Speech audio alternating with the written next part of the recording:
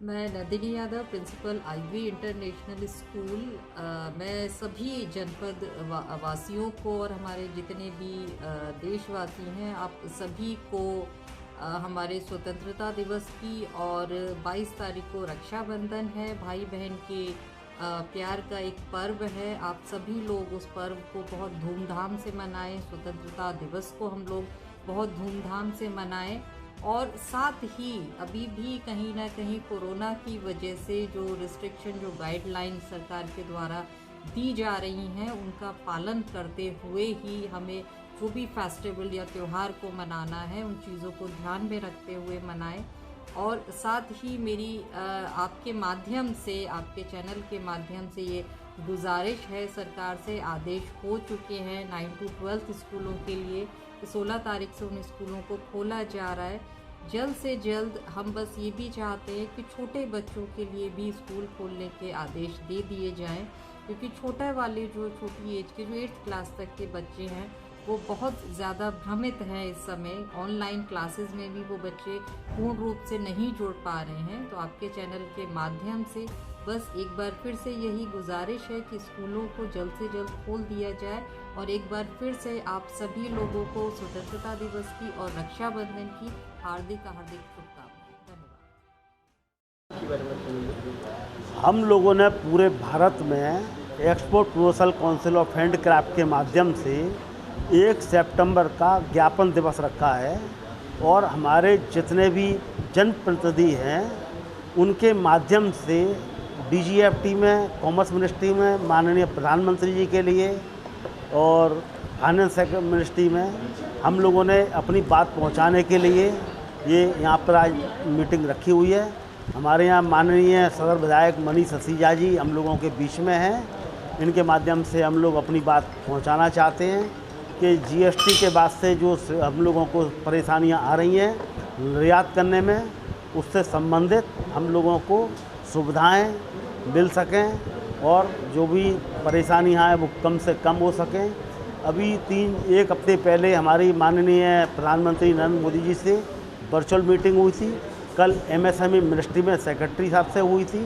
तो सब लोग लगातार इस कोशिश में हैं, भारत सरकार, उत्तर प्रदेश सरकार, कि कैसे हम अपने जो लोकल से ग्लोबल की तरफ ले जाएं। हमारे जो इस समय का निर्यात है वो कैसे 1 साल में दुगना हो, इसके लिए कार्यरत हैं। और हम उनको जो भी हम लोगों की अपेक्षाएं हैं उन तक पहुंचाना चाहते हैं अपने जनप्रतिनिधियों के माध्यम से। कांच चूड़ी उद्योग के लिए पूरे भारत में प्रसिद्ध रहा है और लगभग 70, 80 और 100 वर्षों के आसपास से परंपरागत कांच का उद्योग यहाँ पर चलता रहा है। बदली परिस्थितियों में फिरोजाबाद के उद्योगपतियों ने, अनेक लोगों ने अपने स्तर पर कुछ उत्पादों के निर्माण किए, उनके डेवलपमेंट्स किए और उन्होंने इनडायरेक्ट एक्सपोर्ट के माध्यम से अपने उत्पादों को अपने देश की भूमि से बाहर पहुंचाने में सफलता प्राप्त करी।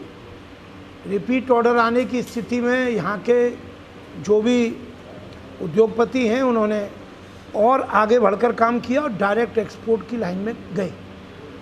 पहले 1 था, 2 थे, 4 थे, 10 थे। अभी आज इस बैठक में मुझे जानकर इतना अच्छा महसूस हुआ कि लगभग 2000 इकाइयाँ डायरेक्ट और इनडायरेक्ट एक्सपोर्ट के काम में लगी हुई। कुछ ऐसी इकाइयाँ हैं जो डायरेक्ट एक्सपोर्ट कर रही हैं, कुछ इनडायरेक्ट एक्सपोर्ट कर रही हैं, कुछ इन इकाइयों के लिए जो सहायक इकाइयों के रूप में काम कर रही हैं।